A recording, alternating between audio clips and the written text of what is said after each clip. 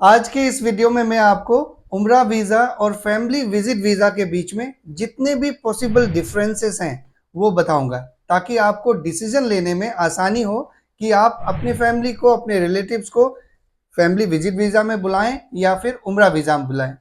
Video को आप complete देखिएगा, ये आपको डेफिनेटली हेल्प करेगा डिसीजन लेने में आज के सिचुएशन में जहां पे वीज़ा इशुएंस डिले हो रहा है। 11 पैरामीटर्स हैं जो जिस पे मैं आपको कंपेयर करके बताऊंगा। पहला पैरामीटर है वीएफएस। वीएफएस तहसील एक ऑर्गेनाइजेशन है जहां पे वीज़ा एप्लीकेशन सबमिट किया जाता है। उम्रा वीज़ा एक ई वीज़ा है जिसमें आपको बायोमेट्रिक्स का रिक्वायरमेंट नहीं होता है, आपको वीएफएस नहीं जाना है, वीएफएस तहसील नहीं जाना है। वही फैमिली विजिट वीज़ा में आपको वीएफएस तहसील जाना है, वहां पे बायोमेट्रिक्स देना है, अपने डॉक्यूमेंट्स को सबमिट करना है। तो ये एक एडवांटेज है उम्रा वीज़ा के लिए कि वो एक ई वीज़ा है। डिसएडवांटेज है फैमिली विजिट वीज़ा के लिए क्योंकि उसमें वीएफएस जाना पड़ता है। पहला पैरामीटर ये हो गया। दूसरा पैरामीटर एंट्री टाइप। उम्रा वीज़ा एक सिंगल एंट्री वीज़ा है। फैमिली विजिट वीज़ा भी आज के समय पे सिंगल एंट्री वीज़ा है, तो इसमें कोई डिफरेंस नहीं है। तीसरा, स्टे पीरियड। उम्रा वीज़ा में भी 90 डेज का स्टे पीरियड है, फैमिली विजिट वीज़ा में भी 90 डेज का स्टे पीरियड है। मतलब जिस दिन से आप सऊदी आएंगे उस दिन से आप 90 दिन रुक सकते हैं, उम्रा वीज़ा में भी और फैमिली विजिट वीज़ा में भी। वैलिडिटी, उम्रा वीज़ा में भी 90 दिन का वैलिडिटी है और विजिट वीज़ा में भी 90 दिन का वैलिडिटी है। वैलिडिटी मतलब जिस दिन से आपका वीज़ा इशू हुआ उस दिन से आपको 90 दिन के अंदर इंटर कर जाना है सऊदी के। ये हो गया चौथा पैरामीटर। पांचवा पैरामीटर और सबसे इंपॉर्टेंट पैरामीटर, क्या उम्रा वीज़ा एक्सटेंड होता है? उम्रा वीज़ा का स्टे पीरियड एक्सटेंड होता है, विजिट वीज़ा का स्टे पीरियड एक्सटेंड होता है? तो ये एक पैरामीटर है जो आपको डिसाइड करने में, डिसीजन लेने में हेल्प करेगा। उम्रा वीज़ा एक नॉन एक्सटेंडेबल वीज़ा है, उसका स्टे पीरियड एक्सटेंड नहीं होता है। वही विजिट वीज़ा एक्सटेंडेबल वीज़ा है, उसका स्टे पीरियड एक्सटेंड होता है। क्या जो सिंगल एंट्री वीज़ा है अभी एक्सटेंड हो रहा है? ये अभी नहीं बता सकते। क्यों नहीं बता सकते? क्योंकि अभी तो लोग आने शुरू ही हुए हैं और लगभग सितंबर के मिड तक ही 90 दिन पूरा होगा लोगों का, तभी पता चलेगा। लेकिन अभी आज के डेट में जो मल्टीपल एंट्री वीज़ा में लोग सऊदी के अंदर हैं उनका एक्सटेंशन हो रहा है। सिंगल एंट्री का भी होगा, ओके, लेकिन अभी कोई एग्जाम्पल नहीं है मेरे पास, तो इसलिए बताना मुश्किल है क्योंकि आपको पता है कि सऊदी में नेक्स्ट डे चेंज हो जाता है ओवरनाइट। तो ये था एक्सटेंशन। अब प्रोसेसिंग टाइम भी एक फैक्टर है। उम्रा वीज़ा प्रोसेस करने में आपको 2 से 3 दिन मैक्सिमम लग रहा है आजकल। वहीं आप फैमिली विजिट वीज़ा अगर प्रोसेस करेंगे, मुंबई मिशन में मान लीजिए 6 से 7 दिन में प्रोसेस हो जा रहा है, वही दिल्ली मिशन में 2 हफ्ता 20 दिन हो जा रहा है, लेकिन वीज़ा इशू नहीं हो रहा है। ओके, ये एक और बहुत इंपॉर्टेंट फैक्टर है जो आपको डिसीजन लेने में मदद करेगा कि मैं उम्रा वीज़ा लूँ या फिर फैमिली विजिट वीज़ा लूँ। कई लोगों को जल्दी जल्दी में आना है तो वो उम्रा वीज़ा ले सकते हैं। क्यों? क्योंकि अगर आप फैमिली विजिट वीज़ा के लिए पासपोर्ट सबमिट कर देंगे, मोस्टली मैं दिल्ली मिशन वालों के लिए बोल रहा हूँ, तो पासपोर्ट आपका वीएफएस में ही रहेगा, आप कुछ नहीं कर सकते। रिवोक करने का भी एक प्रोसेस है, उसमें भी टाइम लगेगा। ओके, तो ये आप डिसीजन लेने में आपको हेल्प करेगा प्रोसेसिंग टाइम। ठीक है, लास्ट में मैं और एक बात बताऊंगा यही डिसीजन लेने में कि आप किस फैक्टर को चूज करें जिसमें आपको हेल्प हो कि मैं फैमिली विजिट वीज़ा लूं या फिर मल्टीपल फैमिली विजिट वीज़ा लूं या फिर उम्रा वीज़ा लूं। नाउ, प्रोसेसिंग टाइम था ये। अब फीस, फीस ऑलमोस्ट सेम है, दोनों का ऑलमोस्ट सेम है, उसमें कोई डिफरेंस नहीं है।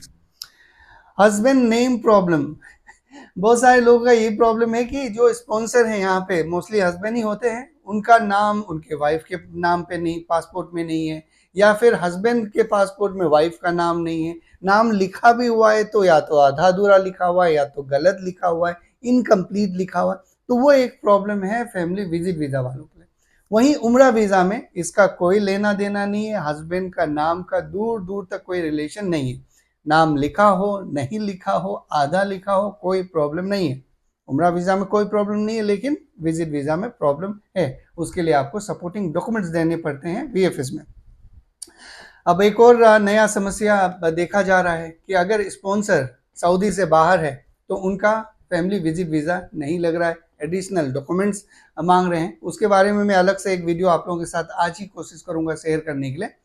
वही उम्रा वीज़ा में इसका कोई मतलब नहीं है। हस्बैंड इनसाइड सऊदी हो, चाहे मून में हो, चाहे वो आईएसएस में गए हो, कहीं पे भी गए हो, उसका कोई लेना देना नहीं, उम्रा वीज़ा इशू हो जाएगा। लेकिन वही फैमिली विजिट वीज़ा में सऊदी के अंदर ही उनके स्पॉन्सर होने चाहिए। अगर सऊदी से बाहर है तो कुछ एडिशनल डॉक्यूमेंट्स लगते हैं। ओके, और एक इम्पोर्टेंट फैक्टर रिजेक्शन। उम्रा वीज़ा का रिजेक्शन रेट बहुत कम है, लेकिन फैमिली विजिट वीज़ा रिजेक्ट हो सकता है, उसका पॉसिबिलिटी है।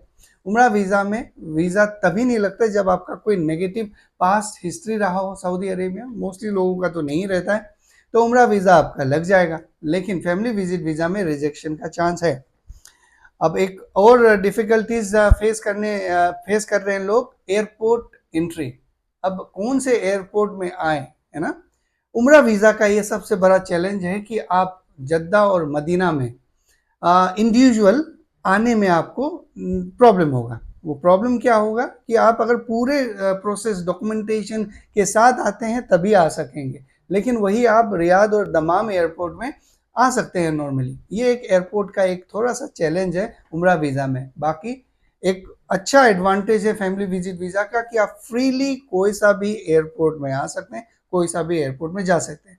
फिर से मैं दोहरा रहा हूँ, उम्रा वीज़ा में भी आप किसी भी एयरपोर्ट में आ सकते हैं, लेकिन खास करके मक्का और जद्दा में आप आ तो सकते हैं, लेकिन आपको पूरा गाइडलाइन, पॉलिसी, प्रोटोकॉल फॉलो करना पड़ेगा।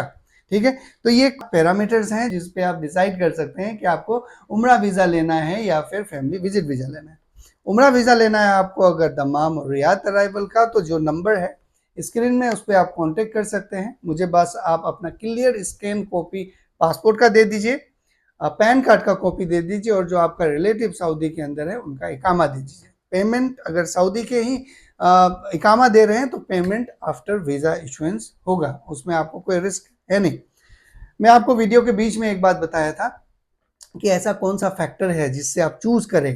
टेक और लीव वाला जो फैक्टर होता है, उसमें ये होता है कि भाई मुझे अपने फैमिली को बहुत दिन के लिए बुलाना है। मान लीजिए 90 दिन के लिए तो बुला ही रहा हूँ, क्या पता 90 दिन का एक्सटेंड हो जाए आने वाले दिनों में। 270 डेज अगर मैं रोक सकूं तो ठीक रहेगा। अगर मेरा रिक्वायरमेंट ये है तो आप विजिट वीज़ा लीजिए। ओके, यही एक फैक्टर है। बाकी अगर आपको बस एक बार ही बुलाना है, 90 दिन के लिए बुलाना है और आप मुस्लिम हैं, तो उम्रा वीज़ा लीजिए। रियाद और दमाम एयरपोर्ट में आना है तो आज के डेट में। ठीक है, तो मैं उम्मीद करता हूं कि आपको ये सारे पैरामीटर्स समझ में आया होगा और हेल्प होगा जरूर डिसीजन लेने में। आज के इस वीडियो में बस इतना ही। आप लोग अपना ख्याल रखिए। Thank you very much.